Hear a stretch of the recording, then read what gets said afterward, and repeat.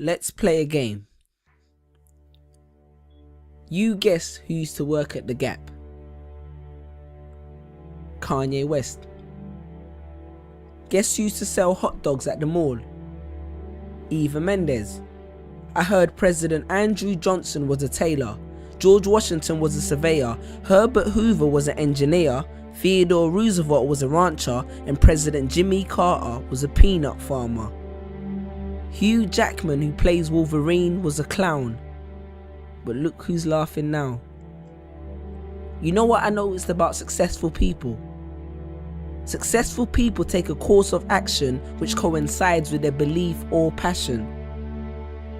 Put your hand up if you work a 9 to 5 or 5 to 9 or just any job which you don't enjoy but takes up half your time. Well, hopefully in a couple weeks, months, days, years time, you'll be able to come back to this video, hear that first line and keep your hand down.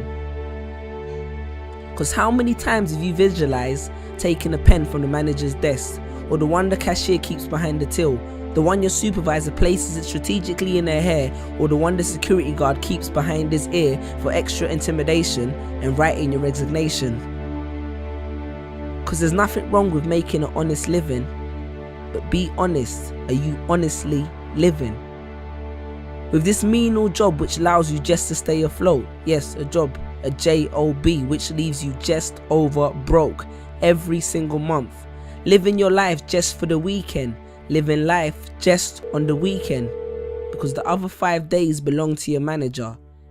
You see, there's a big difference between a job and a career.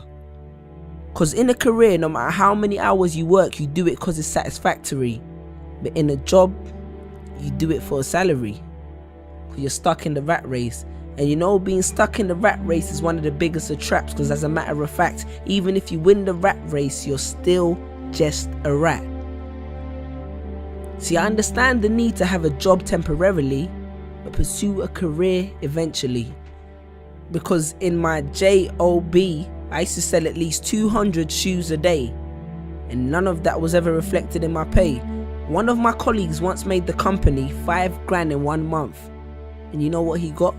An email, a £20 discount voucher and a complimentary lunch. And you think you're safe because your job is commission based, until you've been working there for 3 years and the secretary with the short skirt gets a promotion because her and the boss went for dinner real late. I'm sure you can relate. But wait, are we still happy with an extra week holiday and a raise in a salary? Perhaps we need more clarity. Let's look at the statistics.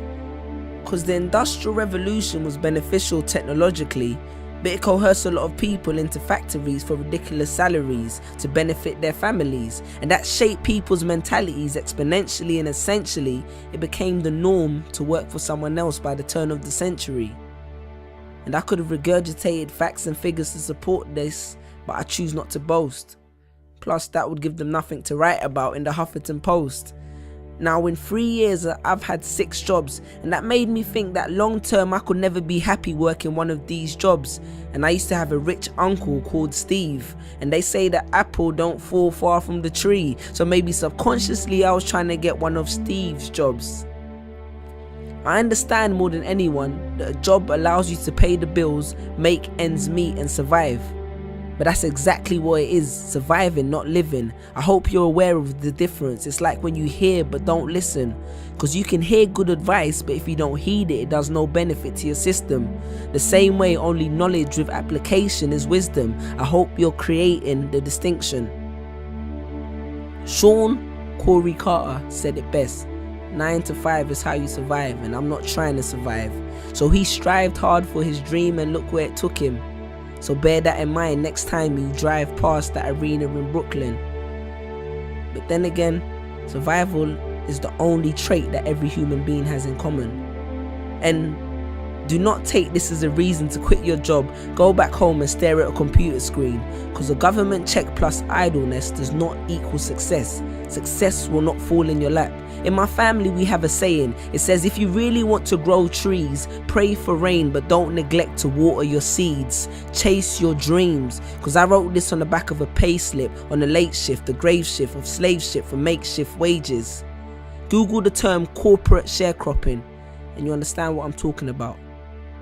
If somebody wants to do these jobs, then let them. And from the bottom of my heart, I respect them. Because I once met a garbage man who was the happiest man that I've ever met. But don't become a slave to a paycheck, because a job is a safe net, the condom which the system uses to screw you, and none of us would be here if everyone practiced safe sex. Stand tall. And if you're not sure if you're building someone else's dream, maybe this will help. Jerry Giles said, "You will recognize your own path when you come upon it, because you will suddenly have all the energy and imagination you will ever need." And don't be afraid to innovate, because it's not about how much change you make, but rather about how much change you make. Because a business that makes nothing but money is a poor business.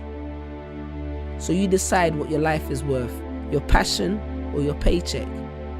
Because your playing small does not serve the world. Because what is our deepest fear? It's not that we're inadequate. Our deepest fear is that we are powerful beyond measure. Confucius. Choose a job you love and you will never have to work a day in your life. Peace.